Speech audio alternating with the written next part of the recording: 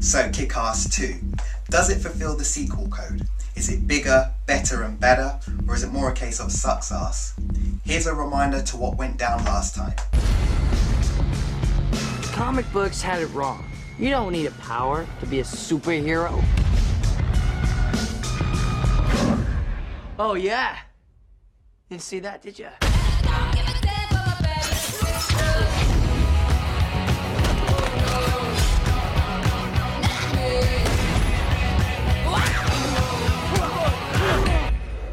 Who are you? I'm Kick-Ass.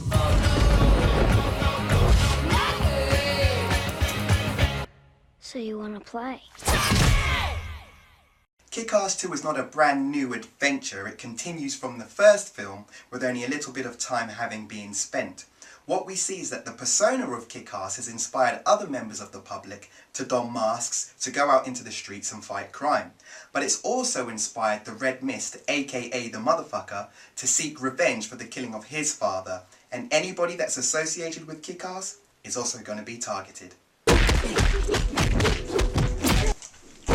Throw in problems of identity crisis and high school angst, coupled with great action sequences, and what you have is a Kick-Ass that's in the spirit of the first one, but not superior. A trademark of the Kick-Ass films has always been massive tonal shifts.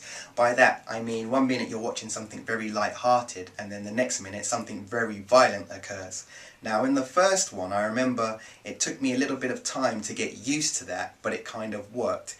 In this one, they do the same thing, but there's something that just doesn't really resonate. It just seems like, well, they did it with the first one, let's maintain it, rather than using it as a necessary device. And this time around, I have to say I didn't like it. And another thing that really gets on my nerves about all movies is when in a movie they say, this isn't a movie, it's real life, or this is not a comic book, it's real life, when obviously it's a comic book and a movie. So please, filmmakers, don't do that anymore. Thank you very much. Overall, Kick-Ass 2 is an alright film. It's not amazing, it won't blow your mind, but it's not rubbish. It's enough of a good film to be a sequel with the characters that you like. And speaking of characters, I would say that Hit Girl is on point as usual, but she's becoming more interesting as just an assassin rather than her real life persona. That's actually getting quite boring. The best two characters, funnily enough, one was in prison and we only saw him for 3 minutes, and the other is a character called Mother Russia who, as far as I'm concerned, stole the show. Jim Carrey, who I expected to be really amazing, wasn't actually all that. In the trailer it seems like he actually disappears. I mean, the actor Jim Carrey disappears and he's this all new persona, but that's with one part of the film, with one part of the trailer.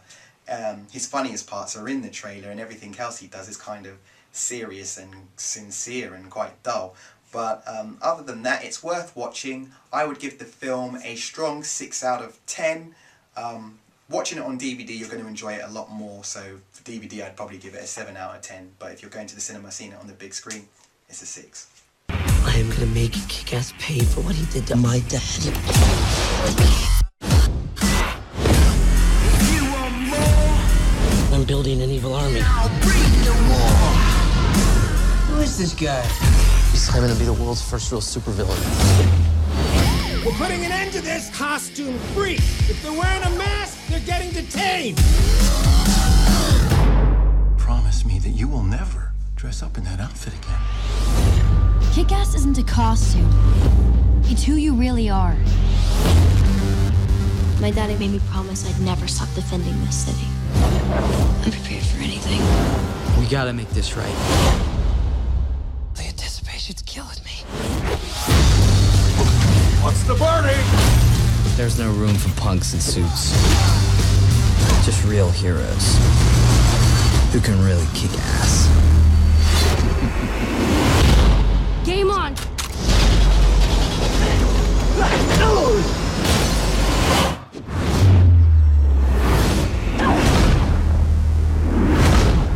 Who the hell are you? We're the good guys. They're the dead guys. Franz, wieder. Ow! Jesus! Yeah, there's a dog on your balls.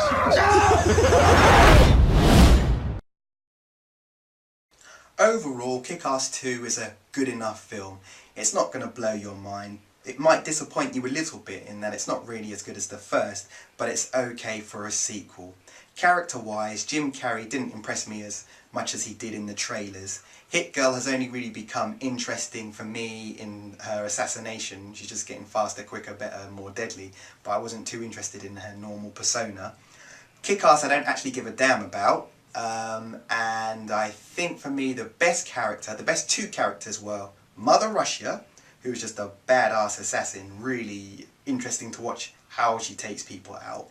And another character that was in prison, so we only saw him for 3 minutes, but he was so sinister in what he did in those 3 minutes that he would have been an interesting villain to have in a threequel. But I don't think they're going to make a third with the way it ended, or they could, but we'll see. Anyway, I give the whole film a 6 out of 10. You will definitely enjoy this more watching it on DVD at home with your nibbles and whatever. But, yeah, you can leave it. Unless you're a really big fan, go and watch it. Oh, I don't know. The casting was a bit strange in some respects, but the whole film was not 100% conceived properly. But, hey, what can you do? It's alright, go watch it. A strong 6 out of 10. But it's going to be much better on DVD.